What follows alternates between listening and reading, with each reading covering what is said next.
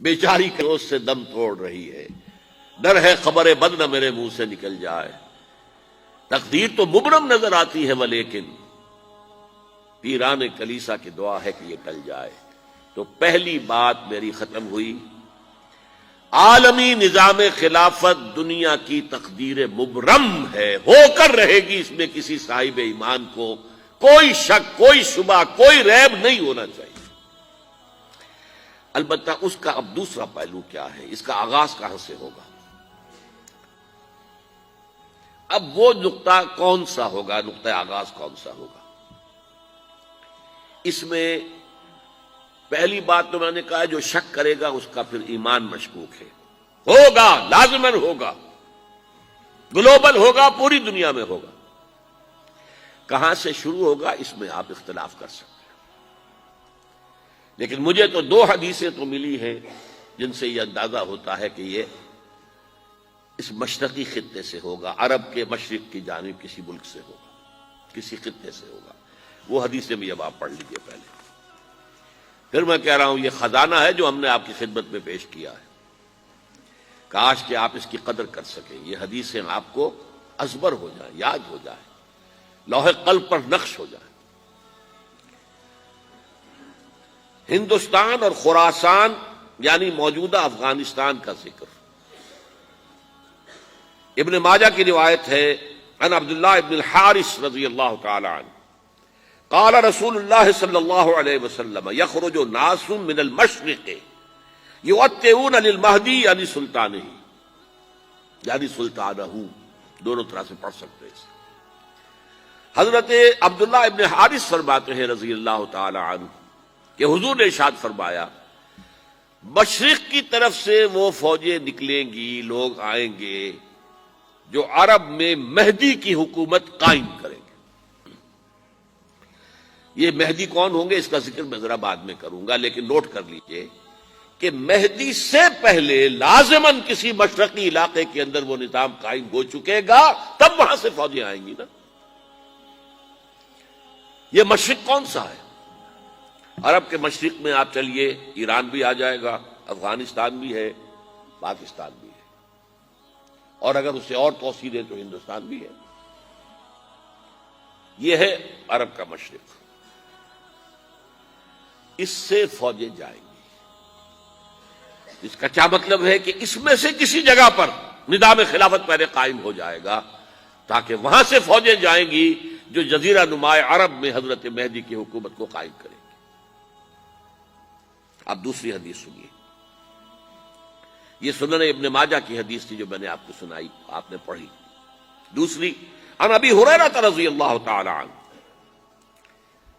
یہ ترمذی شریف کی روایت ہے، قال قال رسول اللہ صلی اللہ علیہ وسلم یخرج من خراسان رایات سود لا يردها شیء حتی تنصب بایلیا، خراسان کے علاقے سے سیاہ جھنڈے لے کر فوجیں آئیں گی، ان کا رخ کوئی موڑ نہیں سکے گا، ان کو پیچھے پھیر نہیں سکیں گے کوئی بھی، یہاں تک کہ وہ یروشلم میں جا کر جھنڈے نصب کر دیں گے۔ ایلیا حضور کے زمانے میں یروشلم کو کہتے تھے۔ یہ یروشلم تھا جب حضرت سلیمان کی حکومت تھی اور یہاں پر معبد سلیمانی، ہیکل سلیمانی قائم ہوا، پھر یہ یروشلم ہی رہا ہے تاریخ میں، یہاں تک کہ سن 70 عیسوی میں جب ٹائٹس رومی جنرل نے اس کو گرایا، ختم کیا، سیکنڈ ٹیمپل گرا دیا اور یہاں سے یہودیوں کو کہا نکل جاؤ، یہاں سے کوئی یہودی باقی نہیں رہا، تب بالکل تہو بالا برباد کر دیا۔ اس کے کوئی 150 سال بعد ہیڈریان، رومن ایمپرر ہیڈریان، اس نے پھر دوبارہ آباد کیا اس شہر کو۔ 150 سال تک یہ بالکل بنجر اور بالکل غیر آباد پڑا تھا۔ اب ہیڈریان نے جب آباد کیا تو اس کا نام ایلیا رکھا، اب یروشلم نام نہیں تھا۔ تو حضور کے زمانے میں پھر اس کا نام ایلیا تھا، اور اب اس سے کیا معلوم ہو رہا ہے کہ یہ یروشلم مسلمانوں کے قبضے سے اس وقت نکلا ہوا ہوگا، ایک دفعہ پہلے نکلا تھا، سن 1099 عیسوی میں مسلمانوں کے ہاتھ سے نکلا، کروسیڈرز، عیسائیوں نے آ کر اس کو قبضے میں کیا، لاکھوں مسلمانوں کو مارا، قتل کیا۔ اس کو 1187 عیسوی میں واپس لیا ہے۔ کس نے لیا ہے؟ صلاح الدین ایوبی کرد۔ عرب کھوکھلے ہو چکے تھے، عربوں نے کھویا، واپس نہیں لے سکے۔